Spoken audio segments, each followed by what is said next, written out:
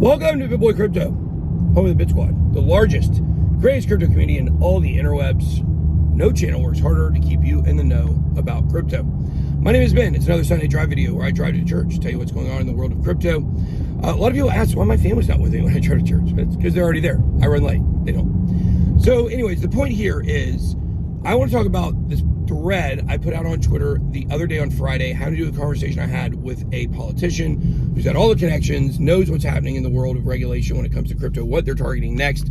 And is the SEC going to be dismantled very soon? It's a great question a lot of people are asking. Now, let's start with what's going on right now in the world of politics, in crypto regulation specifically. So basically, what you have is you have two bills going on right now. You have one that's in the Alumnus bill, which in Kirsten Gillibrand bill, and this bill is attempting to reshape the landscape of crypto. There's some very important regulation that we're going to get into in just a moment. The second bill is another Senate bill, and what is it going to do? This bill is trying to make sure the CFTC is in charge of Bitcoin and Ethereum because they're commodities. Now, we could over time see more coins get moved over to the commodities list, but what would be interesting is that if they move over there, is that a sign that they've made it? Like I told you, I don't think Ethereum's an altcoin. Technically, by the definition, you have Bitcoin, and then you have all other coins, and they're all altcoins. But Ethereum has become its own thing. In my opinion, you have Bitcoin, Ethereum, and everything else is altcoins. Are we going to see that change? And we start seeing some of these whipping over to commodities. Very interesting. So we've got those two things going on right now. We also have the SEC trying to push forward a lot of enforcement, trying to go after American crypto exchanges, doing a lot of things to really add pressure to the crypto space and make sure that they can manage as many as they can. Dirty Gary Gensler, wants every single coin under his purview. That's what he wants. Is he going to get it? No. He's not going to. Well, is he going to get it? Yeah. He's about to get it here pretty soon. We'll follow up with that in just a second. But when it comes to these bills, the most important piece of regulation in any of this is in the Alumnus bill that talks about stablecoins. Stablecoin regulation, we've been telling you that for years. That's going to be the thing they go after. And we're starting to see, according to my contacts there, this is actually happening. We have kind of a two-step process here. We're going to have the stablecoin regulation put in. I don't know when that bill gets passed. I assume in the next year. They probably will not vote on it before midterms. But once that is done, this is the big news. This is the big news, guys. This is the news that I've been waiting, honestly, years to hear. Years. I've been saying this on my channel since I started in 2018. Guys, we can't have people that don't know about crypto regulating crypto. It makes absolutely zero sense. What we need, and it looks like we're going to be getting, I've got a very interesting way on how I think this is going to happen as well, an independent crypto regulation entity. Like the SEC, like the CFTC, except people who know crypto and blockchain would be on it. And of course, hopefully we don't get the corruption. I'm sure there will be some. There's always some corruption in politics, but in government agencies. That is what we're looking at. Can you imagine if we don't have to sit and wait for the SEC to enforce and make rules after they enforce? This is what needs to happen. This is the direction that we need to go in. So the whole thing is, how does this relate to the CFTC? How does this relate to this independent agency? Well, it looks like to me that what we're potentially going to see is another kind of process where you're looking at this regulation coming in, and then they're looking at going ahead and making this independent agency, but it's going to be a while before that actually happens.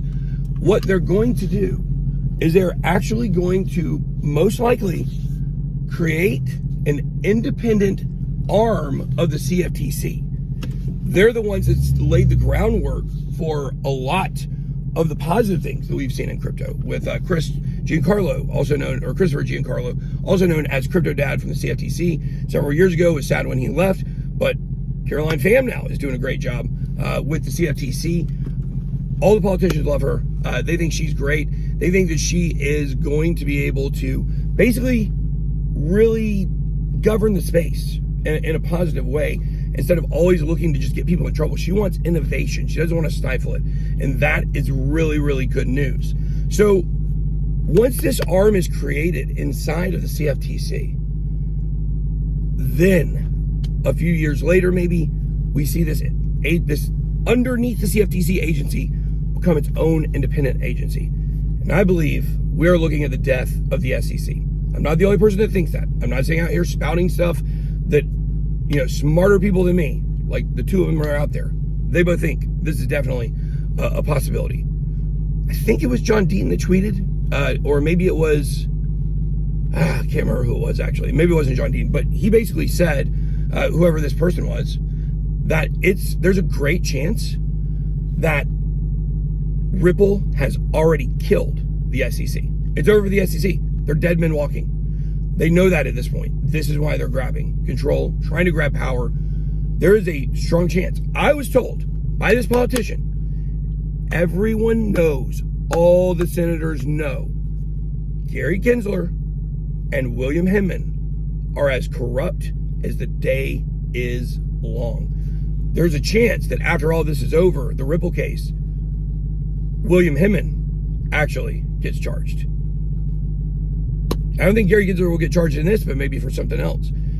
John Dean actually agreed. He tweeted out, by the way, that he agreed with me that he believed that Gary Gensler has a great shot to be out of his commissioner spot by the end, or quarter one next year, possibly, maybe January. He does believe in the next year Gary Gensler will be forced to step down, and I think that's definitely true as well. This is what he's known for: losing the Ripple case. So Gary Gensler continues to land grab, continues to try to do all these things. But the politicians absolutely do not like him. They cannot stand him. And so this is a very positive thing that we could be seeing him moving out sooner rather than later. They know about the corruption. All these politicians, they know about the corruption. Cynthia Lummis, Kirsten Gillibrand, Tom Emmer. I think there was one more off the top of my head. These are actual bullish people for crypto. These are people that actually, Caroline Pham, these are actually people that care and want the space to move forward. You may not agree with their politics, but these are good people in crypto right now. This is the behind the scenes talk. And look, this person also told me everybody hates Brad Sherman, which I love. I love that everybody hates Brad Sherman because he sucks. I was getting the real tea. So go check out the thread. It's on Twitter, posted it Friday night. There's many more details than I gave you right here, because I really tried to organize it perfectly to where I got all the information out in an easy to digest way. Things are happening in crypto that people don't even know are happening. They're happening behind the scenes. Hope I can give you a little peek in there. All right, guys, that's all I got. Be blessed. Good boy out.